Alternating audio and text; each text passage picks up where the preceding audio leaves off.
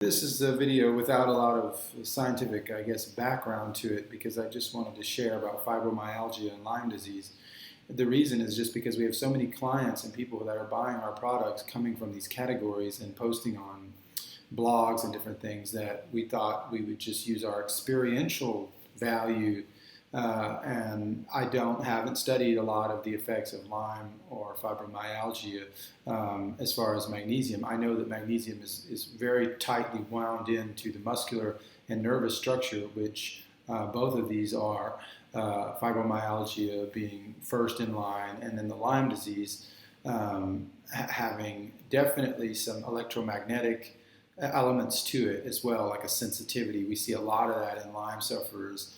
And so knowing that the high level of a high quality of magnesium at the cellular level acts as a calcium channel blocker and creates a kind of natural protection to the cell from 5G and EMF radiation, this is something to know. And that a deficiency of that is going to create a need, it's going to create kind of like a cell that's just pulling this stuff in and being hit. So there's like a protection there. Of course, there's other things that protect the cell at very micro levels, like deuterium and other things, which are broken down by these electromagnetic frequencies as well. And so those also have to be understood. But just wanted to put that out there because there's so many people that are looking for solutions that work, and I think deficiencies are the number one thing we have to address before we can troubleshoot anything else. After, yes, of course, for EMF, there's protection, there's sleep sanctuaries, there's paint, there's different types of things we can use on our wall. There's things that can stop some of this by the power of reflection,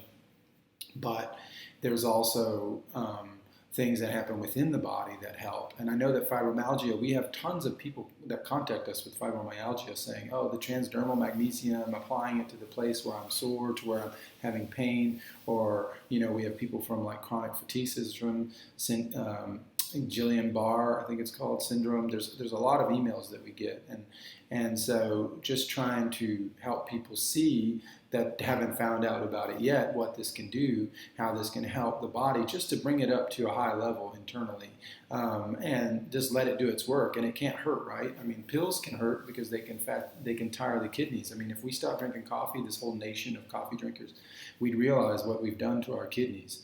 We just don't see it because we keep stimulating, but the kidneys are not in a good shape because of all this stimulation and lack of true qi, or whatever that's called in Chinese medicine, that true energy that comes from the kidneys. We're compensating that with nervous energy, which comes from the nervous system. And so it's like our mental was compensating and creating our energy through the coffee or whatever. And we need to have that natural energy coming through the hara or the qi or the center of our body, that and ancestral energy, I think it's called in Chinese medicine. But anyway, so this coming through the kidneys, and so getting a high level of magnesium levels through the body, and turning that up, and not pretending this deficiency can be solved by this, that, and a couple of bananas and some almonds and stuff, and just trying to pay attention to these deficiencies, not only magnesium, but also the K2 in emu oil, for example, the A, D, E, and K, the fertility vitamins, which basically means life, in fermented cod liver oil. There's a few other things that we have to do to get around this, including do no harm. So we also have to clean our environment. That's the number one thing, from air filtration to water, finding better quality water, glass bottles, historic sources, to air filtration with IQ Air from Switzerland, to using EMF protective underwear or different things, blankets, or your ovaries in the car, or pregnant women, whatever, and just starting to pay attention to what we need to do to shield ourselves until we can stop some of these huge game-changing industries from destroying us, which we're getting to that slowly but surely. I think the coronavirus has helped us to kind of pay attention and go, wait a minute, this whole 5G thing, this whole vaccine thing, is this really going to work for humanity? Or is it about to get past the tripwire of full-on freedom hindrance, where our freedoms are totally hindered by such?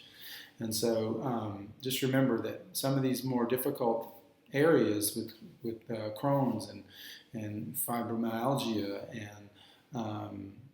and Lyme, and so they're so difficult, but they can be understood. They can be healed by bringing up the deficiencies first and foremost, and then troubleshooting from there, and going and finding the different things, the therapeutics that are needed after that and cleaning the environment. So Transdermal Magnesium plays a key role there.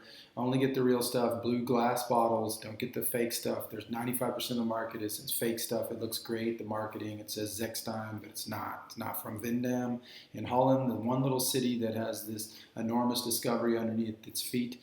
And so they just are all pretending that they have the real stuff. Most of it's Asian solvent extracted imports that are remarketed. So try to get the right stuff. It's only $3 a week. Come check us out at theheartoftradition.com.